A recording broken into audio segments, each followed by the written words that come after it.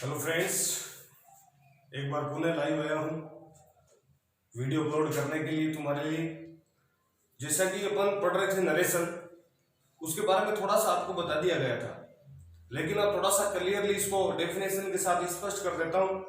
आप आराम से इनको अपनी कॉपी के अंदर या जो भी आपके पास मतलब पढ़ने की जो स्टडी मटेरियल्स नोटबुक्स हैं उनके अंदर उतार सको, आराम से इनको समझ सको।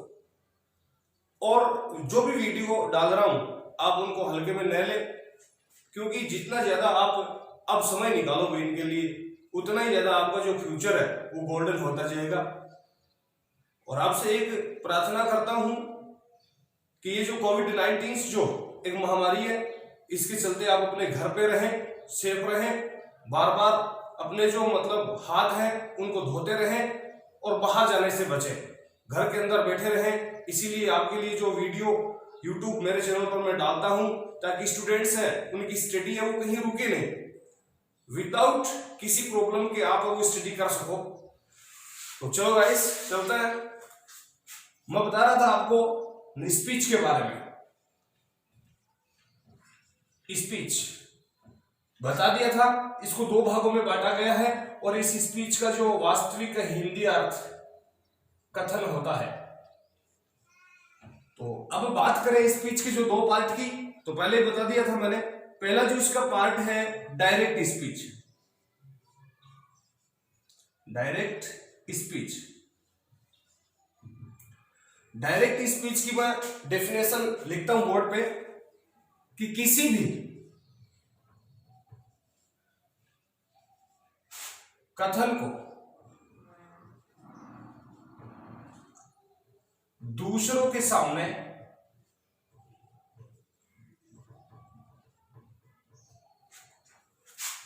वैसा का वैसा कहना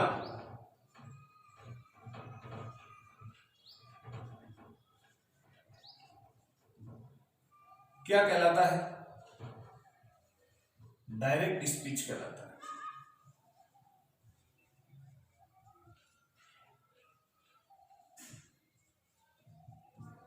ओके, कि किसी भी कथन को जब हम दूसरों के सामने पेश करते हैं, बताते हैं, तो उसको वैसा का वैसा यानी जो का त्यों बोलते हैं, सीधा का सीधा बोलते हैं, उसे डायरेक्ट स्पीच कहते हैं। जैसे एग्जांपल,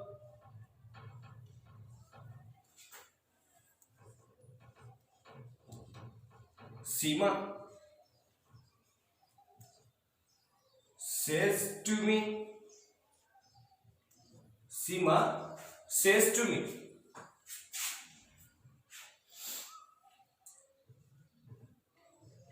God is everywhere। ये जो वाक्य है कि सीमा says to me, सीमा मेरे से कहती है, यहां पर देखिए कोमा इन्वर्टेड कोमा स्टार्ट हो गई। इसका मतलब ये जो वाक्य है इस कोमा के अंदर है, यहां से लेकर के यहां तक ये किसका हुआ बताया हुआ आपको, ये आरएस का है। क्योंकि जो डायरेक्ट स्पीच है उसका जो वाक्य दो भागों में आएगा। पहला भाग जो इन्वर्टेड कोमास के बाहर वाली साइड के अंदर लिखा है ये आरवी है, और जो इस कोमास के अंदर है आरएस।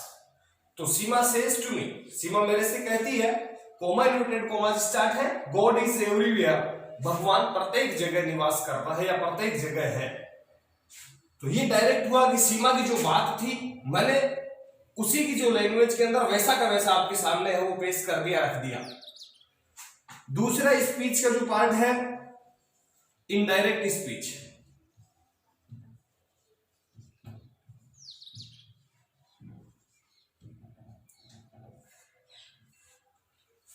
किसी भी कथन को, इसकी डेफिनेशन क्या होगी, किसी भी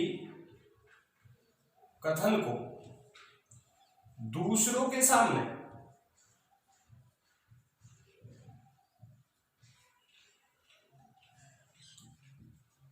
अपने शब्दों में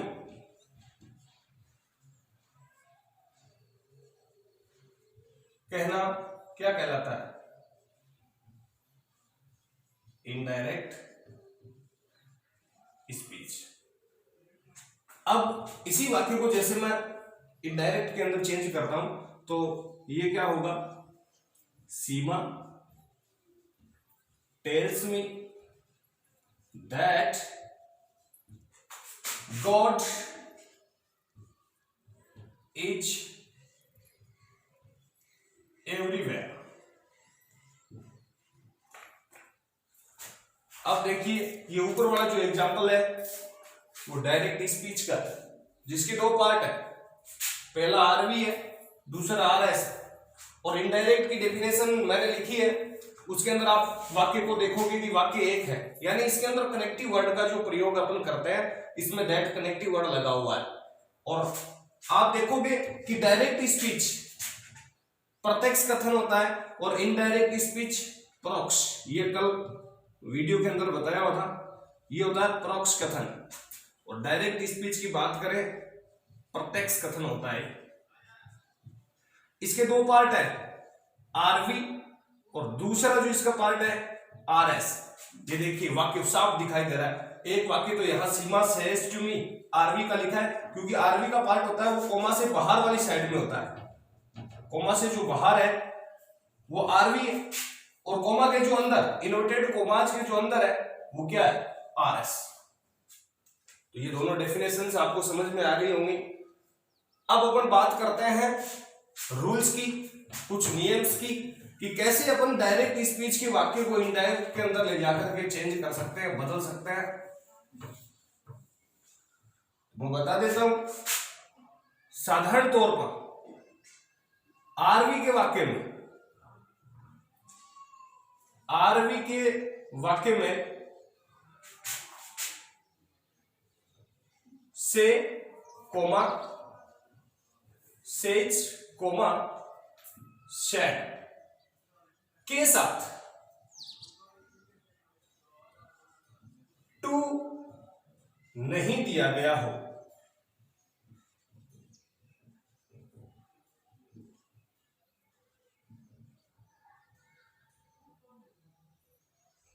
आरवी के वाक्य में से आए, सेज आए, सेड आए, इन तीनों के साथ यदि वाक्य के अंदर टू नहीं दिया गया है तो ये नो चेंज रहेंगे।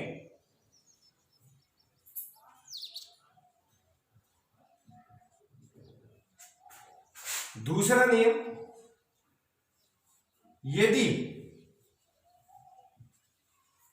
से टू दिया गया है तो आप इसको टेल में बदलो। कहने का मतलब इनके साथ टू आ रहा हो, जैसे से के साथ टू आ गया टेल में बदल दो, जैसे सेज के साथ टू आ रहा है आप इसको टेल्स में बदल दो, और जैसे सेड दे रखा है सेड के साथ में टू है इसको आप टोल्ड में बदल दो। ये जो रूल्स है वो सिंपल सेंटेंस के अंदर काम में आते हैं। ये सिंपल सेंटेंस के रूल मैं आपको बता रहा हूं, केवल और केवल कौन से वाक्यों के अंदर काम में आएंगे, साधारण वाक्यों में।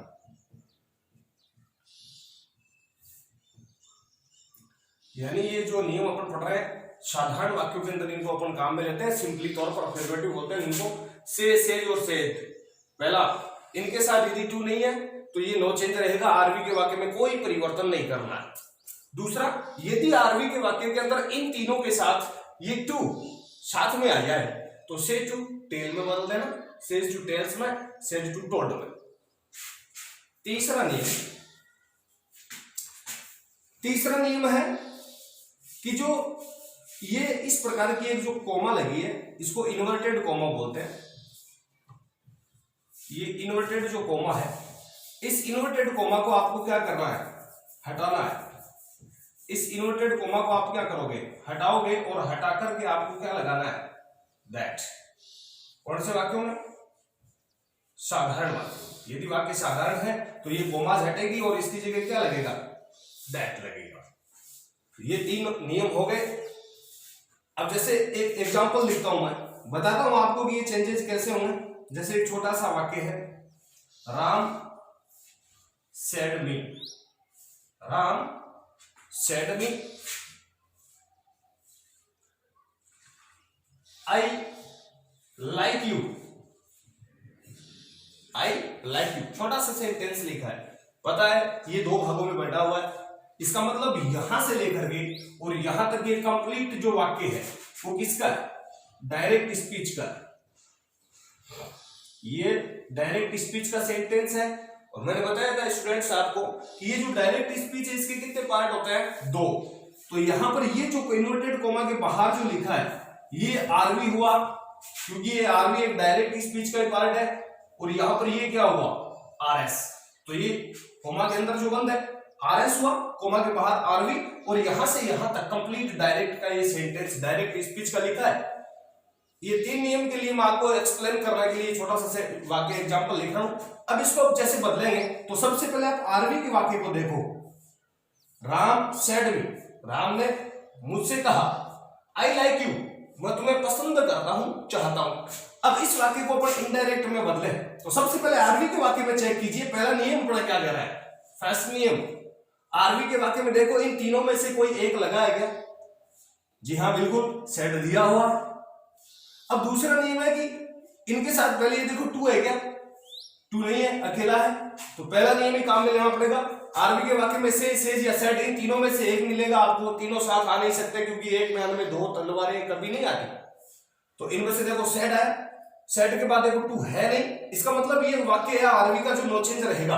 अब आप इसको जब बदलोगे तो मैं यहां इसको चेंज करके लिख रहा हूं, ये कैसे आएगा, राम, अब सेड के साथ टू नहीं है तो सेड का वापिस क्या लिखना पड़ेगा, सेड, आगे क्या है, मी। तीसरा नियम चेक करो, इन्वर्टेड कोमाज को हटाना है, ये जो कोमाज है इसको हटाओ और इसकी जगह क्या लगाओ, दैट। तो इस प्रकार से करना है। यदि सपोज कीजिए कि यहां पर सेड के साथ मानो टू आ गया, फॉर एग्जांपल टू आ गया, तो ऐसी कंडीशन में अब आप सेड का सेड लिख सकते हो क्या, नहीं, अब इसको चेंज करना पड़ेगा। सपोज कीजिए टू आ गया तो यहां पर सेड के साथ टू है, तो रूल कह रहा है, अपना नियम कह रहा है कि इसको किस में चेंज करो, तोड़ में, तो मैं इसकी जगह अब क्या कर दूंगा, तोड़, बस इतना ही डिफरेंस है। आगे आरएस का वाक्य है, आरएस का वाक्य चेंज करेंगे तो ये आई फर्स्ट पर्सन जो कि आरवी के सब्जेक्ट से बदलेंगे तो ये बदल जाएगा किसमें, ही में। आगे टेंस संबंधी परिवर्तन वर्ब की फर्स्ट है, इसको सेकंड में कर देंगे लाइक्ड, और यहां पर यू इस मी के हिसाब से किसमें जाके चेंज हो गया, मी में। फिर इस प्रकार से वाक्य बनेगा। चलो ये इतने 3 नियम आपको समझ में आ गए होंगे, एक एग्जांपल के माध्यम से आपको ये भी समझ में आ गया होगा कि किस प्रकार से चेंजेस कर रहे हैं। अब आगे नियम्स की मैं बात करता हूं, प्रोनाउन संबंधी परिवर्तन।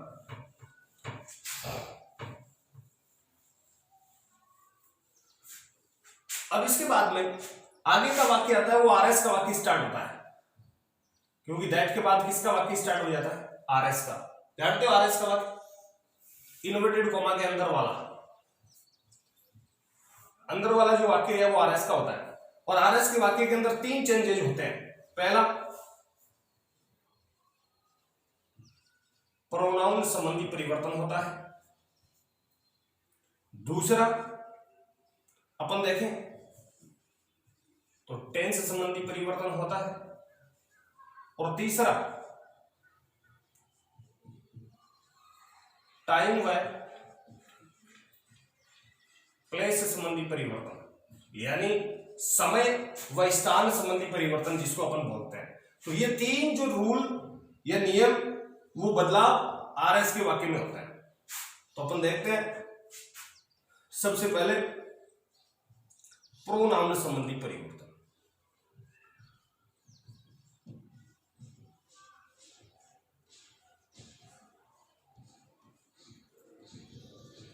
प्रोनाउन संबंधी परिवर्तन के अंदर अपन बात करें तो पर्सन संबंधी परिवर्तन जिनको बोलते हैं, जैसे कई कंफ्यूज हो जाएंगे, पर्सन संबंधी परिवर्तन। तो ये किस प्रकार से चेंजेस होते हैं, देखो पर्सन कितने होते हैं, फर्स्ट पर्सन 3 होते हैं, सेकंड और थर्ड।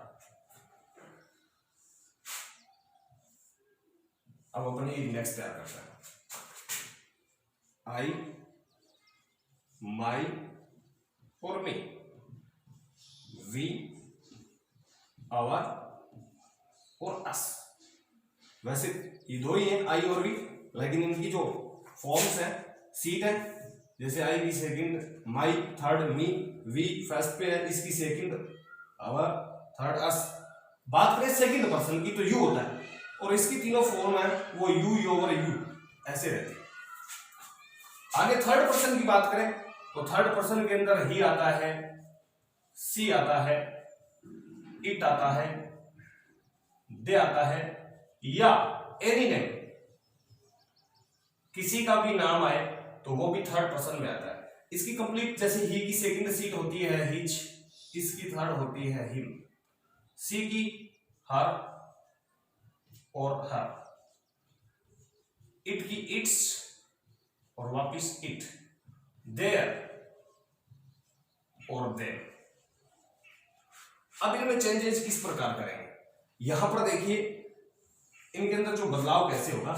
ये जो है वो हमेशा आरवी के सब्जेक्ट के हिसाब से बदलेंगे।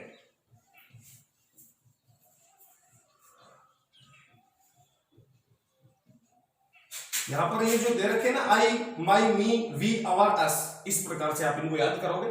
ये जो 6 हैं ये आरवी के सब्जेक्ट के अनुसार बदलेंगे, और ये यदि आरएस के वाक्य में कहीं भी लगे हुए हैं तो आप इनको आरवी के सब्जेक्ट से बदलो।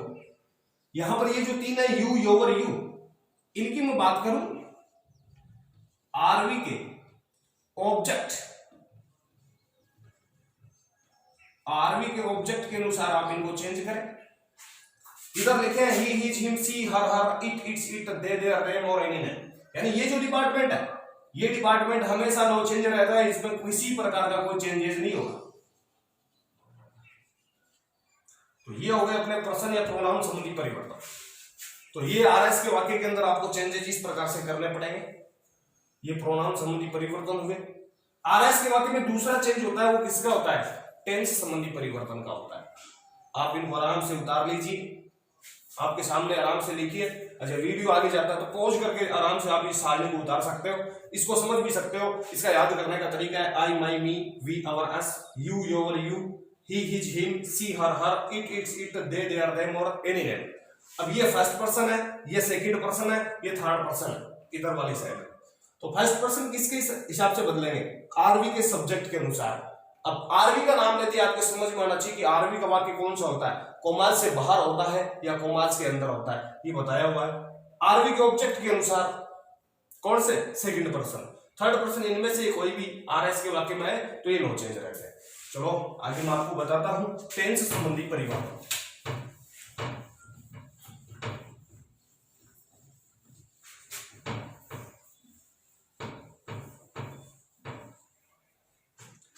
बात करें टेंस संबंधी परिवर्तन, टेंस संबंधी चेंजेस। इधर वाली साइड में मैं लिख रहा हूं डायरेक्ट स्पीच, और यहां मैं लिख रहा हूं इनडायरेक्ट स्पीच।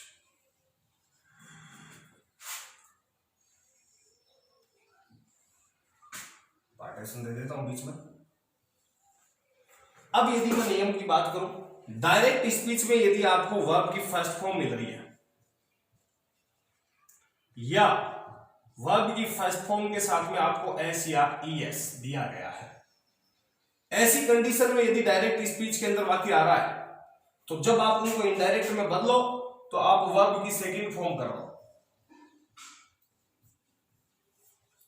जैसे एक एग्जांपल मैंने अभी दिया था, आई लाइक यू, अभी थोड़ी देर पहले। तो आई लाइक यू में मैंने उस आई को राम के हिसाब से ही में चेंज किया था, और उसके बाद देखिए आई के साथ लाइक जो वर्ब की फर्स्ट थी उसको मैंने लाइक लिखा, यानी मैंने जो वर्ब की फर्स्ट थी इनडायरेक्ट में ले जाकर के उसको क्या कर दिया, वर्ब की सेकंड कर दिया। इसके अलावा यदि डू या डज सहायक क्रिया दी गई है और उसके साथ नोट लगा है और नोट के बाद वर्ब की फर्स्ट फॉर्म लगी हुई है, तो आप इसको ले जाकर के किसमें चेंज करोगे, did plus note plus verb की फर्स्ट में। कहने का मतलब ये जो डिपार्टमेंट है वो कौन से टेंस का है, प्रेजेंट सिंपल का, और ये पूरा का पूरा डिपार्टमेंट है वो कौन से का है, past simple, past simple tense. तो कहने का मतलब प्रेजेंट जो सिंपल है वो किसमें जाके चेंज हो रहा है, पास्ट सिंपल में। तो ये दो नियम आपको समझ में आ गए होंगे कि वर्ब की फर्स्ट है या वर्ब की फर्स्ट के साथ ऐसे ही ऐसे ये वर्ब की सेकंड फॉर्म में जाके चेंज हो जाएगी। या इसके अलावा डू या डज के साथ नोट आ रखा है और नोट के बाद वर्ब की फर्स्ट आ रखी है तो ये डिड के अंदर जाके चेंज होगी और उसके बाद भी नोट आएगा और नोट के बाद हेल्पिंग वर्ब के साथ हमेशा वर्ब की फर्स्ट यूज करो। इसके अलावा यदि डायरेक्ट स्पीच वाले वाक्य में आपको helping verb is am are इनमें से दी गई है और वर्ब की फर्स्ट फॉर्म के साथ आईएनजी दिया गया है, आप इनको किस में ले जाके चेंज करोगे? वाज या वर में, और इसके साथ भी वर्ब की फर्स्ट फॉर्म आएगी और उसके साथ क्या आएगा? आईएनजी आएगा। इसके अलावा अच्छा ये डिपार्टमेंट ये हेल्पिंग वर्ब सभी को पता है इजीली, ये कौन से टेंस की है? प्रेजेंट कंटिन्यू और ये पास्ट कंटिन्यू। तो कहने का मतलब प्रेजेंट सिंपल पास्ट सिंपल में चेंज हुआ, प्रेजेंट कंटिन्यू पास्ट कंटिन्यू में जाके बदल गया। आगे मैं बात करूं, हैज या हैव हेल्पिंग वर्ब दी गई है और इनके साथ हमेशा मैनुअल वर्ब की पता है गाइस आपको थर्ड फॉर्म आती है। तो हैज या हैव किसमें जाके चेंज हो जाएंगे? हैड प्लस मैन वर्ब की थर्ड फॉर्म है। तो ये जो हैज या हैव जो हेल्पिंग वर्ब है ये कौन सा टेंस की है? Present perfect. और यहां पे जो मैंने हैड लिखी है कौन सी की? Past perfect. यहां पर देखिए हैज है चुका है, चुकी है, चुके हैं, चुका था, चुकी थी, चुके थे। अब इसके अलावा यदि आपको वर्ब की सेकंड मिल रही है या did plus not plus verb की फर्स्ट, ये कौन से टेंस है वो भी बताया था, ये टेंस है पास्ट सिंपल, यानी पास्ट सिंपल आ जाए, डायरेक्ट में पास्ट सिंपल आ जाए तो ये चेंज होगा किसमें? हैड प्लस मैन वर्ब की थर्ड में, यानी पास्ट सिंपल जाके किसमें बदल रहा है? पास्ट परफेक्ट में। पास्ट सिंपल किसमें चेंज होगा? वापस पास्ट परफेक्ट में चेंज होगा। ये इंडेक्स आराम से आप कॉपी कर लीजिए, उतारते रहिए, याद कीजिए, आगे और बताता हूं।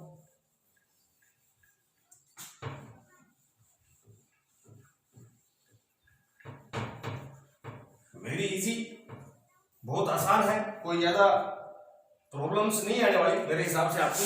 अच्छा इसके अलावा यदि आपको डायरेक्ट के अंदर वाज आ जाए या वर मिल जाए और इनके साथ वर्ब की फर्स्ट फॉर्म के साथ आईएनजी आ रहा है तो ये डिपार्टमेंट पता है, अभी बताया था आपको, क्या है? Past continue. तो ये वाज पर आप किसमें बदलोगे जाकर के? हैड बीन प्लस वर्ब की फर्स्ट फॉर्म के साथ आईएनजी, ये डिपार्टमेंट कौन सा हुआ? Past perfect continue. मतलब पास्ट सिंपल पास्ट परफेक्ट में ही बदल रहा है, past continue past perfect continue में जाके चेंज हो रहा है। अच्छा इसके अलावा यदि आपको मैं बात करूं हैड प्लस मैन वर्ब की थर्ड की, तो ये हैड प्लस मैन वर्ब की थर्ड है, वो हैड प्लस मैन वर्ब की थर्ड में रहेगी। कहने का मतलब ये पास्ट परफेक्ट है, वो पास्ट परफेक्ट में रहेगा, इनमें किसी प्रकार का कोई चेंजेस नहीं होगा। ओके इसके अलावा यदि आपको हैड बीन मिल रही है उसके साथ आईएनजी आ रखा है वर्ब की फर्स्ट फॉर्म के साथ, तो ये भी किसी प्रकार का कोई चेंज इसमें नहीं होगा, सेम की सेम ही रहेगी, हैड बीन प्लस वर्ब की फर्स्ट फॉर्म के साथ आईएनजी। इसके अलावा फ्यूचर में विल और शेल, फ्यूचर सिंपल की हेल्पिंग वर्ब है, विल शेल वुड या शुड में जाके चेंज हो जाएगी। किसमें? वुड और शुड। कौन सी? Will shell. कैन और में, तो ये बदल जाएंगे किसमें? कुड और माइट। तो ये टेंस संबंधी परिवर्तन है वो इस प्रकार से आपको बदल करना है। एक एग्जांपल देता हूं, एग्जांपल बताता हूं अभी आपको, क्योंकि एक प्रोनाउन संबंधी परिवर्तन आ गया, एक ये टेंस वाला जो परिवर्तन आ गया। तो अब एक नियम अपना बचा है टाइम एंड प्लेस वाला, वो थोड़ी देर बाद देखेंगे। एक दो एग्जांपल्स आपके सामने रखता हूं, जैसे थोड़ा सा ध्यान देना कि किस प्रकार से चेंजेस हो रहे हैं। जैसे Rahul said to her, Rahul said to her I am reading, I am reading. तो इस वाक्य को देखिए, राहुल शेड टू हर, यहां पर देखिए ये कोमास लगी है, वाक्य दो भागों में बटा हुआ है। ये यहां से लेकर के यहां तक अलग ही भाग नजर आ रहा है, और यहां से लेकर यहां तक ये इन्वर्टेड कोमास के जो अंदर है ये अलग है। तो आप समझ गए होंगे कि मैं क्या पूछना चाह रहा हूं। ये पार्ट किसका है? आरवी का। कोमा के अंदर है वो किसका है? आरएस का। तो सबसे पहले आरवी का वाक्य है ये, क्योंकि ये कोमा के बाहर लिखा हुआ है, तो ये किसका हुआ? आरवी का। अब Rahul said to her, Rahul ने उससे कहा, कहा किसने? राहुल ने। तो इसका मतलब ये राहुल है वो ये इस आरवी के जो वाक्य का क्या हुआ? सब्जेक्ट। क्या हुआ? सब्जेक्ट हुआ, करता हुआ। और कहा किससे? उससे। तो यहां पर जो ये हर है, ये हर इस आरवी के वाक्य का क्या हुआ? ऑब्जेक्ट, यानी कि कर्म हुआ। अब आगे इन्वर्टेड कोमा लगी हुई, आगे वाक्य लिखा है आई एम रीडिंग, मैं पढ़ रहा हूं। तो कहने का मतलब ये वाक्य है वो किसका है?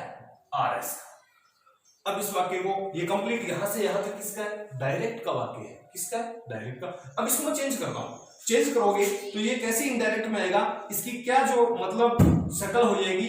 राहुल आया सबसे पहले, फिर देखो नियम था अपना कि से, सेज या सैड, इन तीनों में से सर्च करोगे यहां क्या दिया हुआ है? सैड। सैड के साथ टू है, इसका मतलब इसको हम बदलेंगे, और बदलेंगे किसमें? टोल्ड में। तो यहां पर सैड के साथ टू होने की वजह से मैंने इसको किसमें बदल दिया? टोल्ड में।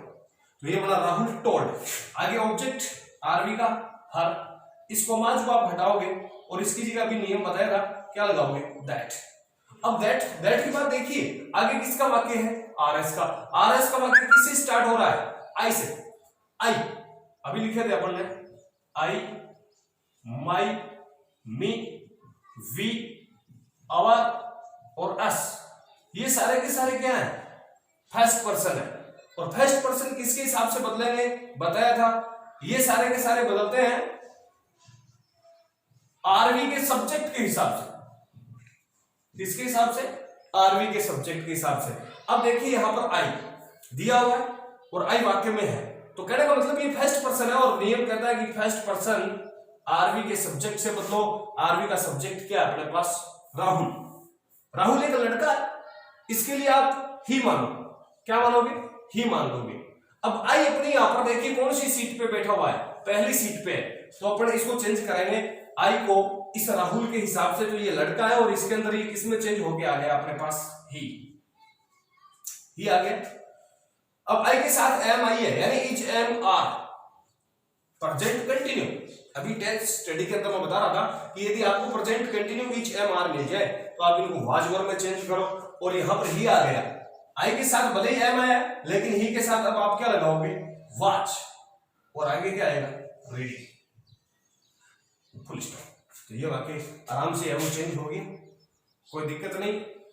इस प्रकार से आपको चेंजेस करने पड़ेंगे। आगे अपन बात करें कि भाई जैसे किस प्रकार से टाइम एंड प्लेस वाले चेंजेस होने हैं।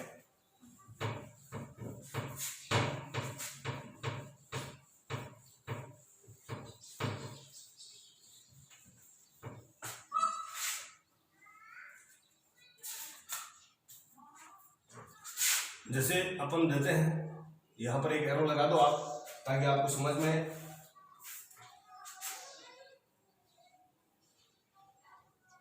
Change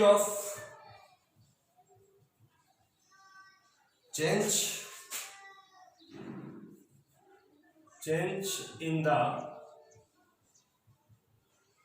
adverb of time and place। कहने का मतलब समय व स्थान संबंधी, समय व स्थान संबंधी जो परिवर्तन है, टाइम एंड प्लेस। यदि बात करें, इधर डायरेक्ट स्पीच है, आगे डायरेक्ट स्पीच, इधर वाली साइड में लिखते हैं इनडायरेक्ट स्पीच। पार्टीशन दे देते हैं।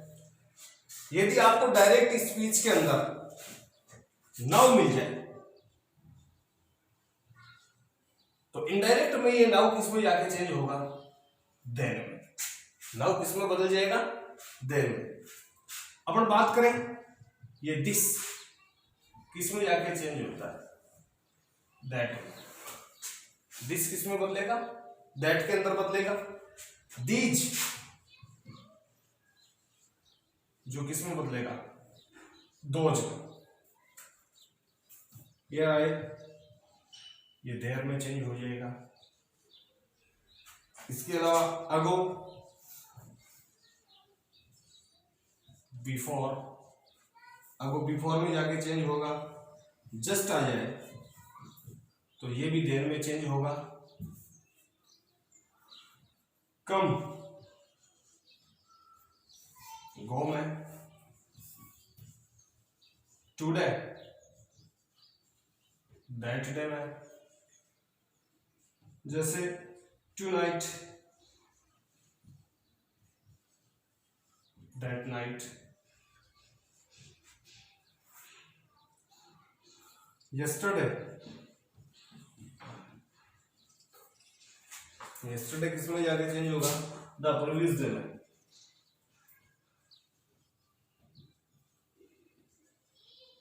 या इसके अलावा आप द डे बिफोर भी कर सकते हो,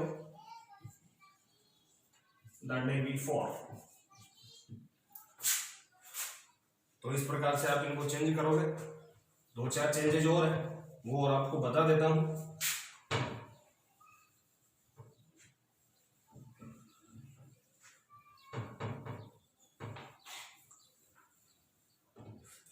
टुमारो, इसमें जाके बदलेगा ये द नेक्स्ट डे। या द फॉलोइंग डे में भी इसको अपन बदल सकते हैं।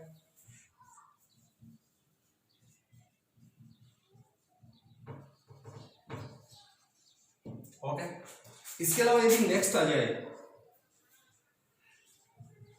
और नेक्स्ट के साथ जैसे डे आए या वीक आए, ईयर आए, तो इसको आप किसमें बदलोगे, द फॉलोइंग डे या वीक। फॉलोइंग वीक हो जाए या ईयर।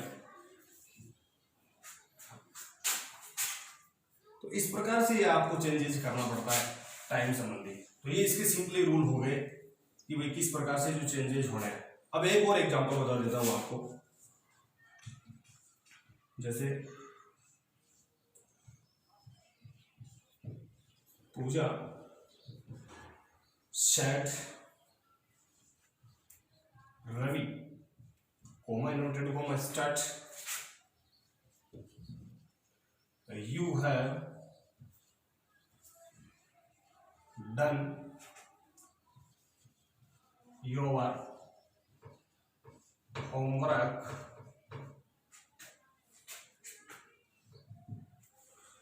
तो सबसे पहले यहां से लेकर कंप्लीट ये सेंटेंस डायरेक्ट का है, ये आरवी का है, ये आरएस का है। अब इसके अंदर देखो सेड दिया है लेकिन सेड के साथ में टू नहीं है, इसका मतलब ये चेंज नहीं होगा। तो इसको मैं इनडायरेक्ट में ले जाऊं तो ये सबसे पहले आरवी की सब्जेक्ट पूजा आ गया, सेड के साथ टू नहीं है तो सेड का क्या आना है, सेड। आगे क्या है, रवि। कोमाज हटाओगे, नियम लिखाया हुआ है, क्या लगानी है, दैट। अब दैट के बाद देखिए आगे यू आ गया और ये कंप्लीट सेंटेंस किसका है, आरएस का। किसका, रिपोर्टेड स्पीच का है। अब यू सेकंड पर्सन है, यू कौन सा पर्सन है, सेकंड। और नियम कहता है सेकंड पर्सन आरवी के ऑब्जेक्ट से बदलो। तो आरवी का वाक्य तो ये इतना ही है, इसका ऑब्जेक्ट क्या है, रवि, एक लड़का है। यू अपनी पहली सीट पर है और रवि है वो ऑब्जेक्ट एक लड़का है, इसके लिए किसमें बदल गया, ही में। अब आगे देखिए हैव, यानी हैज हैव सारी क्रिया किस में बदलती है, हैड में। तो ये यहाँ पर देखिए यू के साथ हैव आई है, लेकिन ही की ये यू है वो सेकंड पर्सन होने की वजह से इस रवि के हिसाब से किस में चेंज हो गया, ही में। तो यहाँ पर ही के साथ मैं अब क्या यूज करूंगा, हैड। तो ही हैड, आगे मैन वर्ब की थर्ड है डन, तो सेम ही आएगी। अब थर्ड फिर आगे देखिए क्या आ गया, योर आ गया। योर भी सेकंड पर्सन है, रवि के हिसाब से बदलेगा, लेकिन आपको इधर थोड़ा सा ध्यान देने की जरूरत है। पहले यू आया फिर क्या रखा है, योर। तो यहाँ पर ऑब्जेक्ट है वो रवि है, और रवि एक लड़का है, इसके लिए मैंने क्या मान लिया, ही। और इसकी सेकंड सीट क्या होती है, हिज। अब यू अपनी पहली सीट पर था क्योंकि ये सब्जेक्टिव सीट है इसकी, ये करता है, सब्जेक्ट है इसलिए इसकी पहली सीट मानी अपन ने। अब रवि है, उसकी पहली सीट अपन ने मान ली थी, यहाँ पर ये ही कर दिया।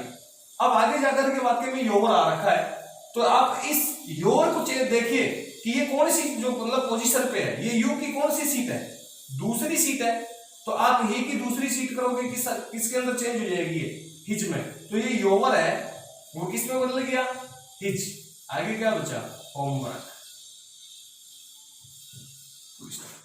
तो इस प्रकार से एग्जांपल्स आपको चेंज करना पड़ता है। उम्मीद करता हूं जो कुछ भी बताया शायद आपको बेहतर तरीके से समझ में आ गया होगा।